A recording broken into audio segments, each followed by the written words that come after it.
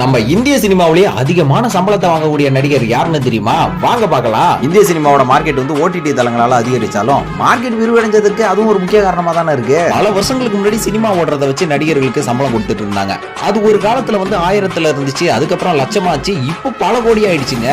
நம்ம தமிழ் சினிமா நடிகர்களே ஒரு சில நடிகர்கள்லாம் 100 கோடி வாங்குறாங்க அப்படின்றது சர்வ சாதாரணமான விஷயம் ஆயிடுச்சுங்க. இந்தியாவிலேயே அதிகமான சம்பளத்தை வாங்கக்கூடிய நடிகர் அப்படின்னு சொன்னோன்னா நம்ம தமிழ்ல எல்லாம் யாரும் இருக்க மாட்டாங்கப்பா. மலையாளம், கன்னடம், தெலுங்கு இதுல யாரும் அதிகமாக வாங்குவாங்க அப்படின்னு நம்ம நினைச்சிட்டு இருக்கோம். ஆனா அதெல்லாம் கிடையாது. நம்ம தமிழ் சினிமா நடிகரே இவங்க எல்லாரையுமே கிராஸ் பண்ணி அதிகமான சம்பளத்தை வாங்கிட்டு இருக்காருங்க.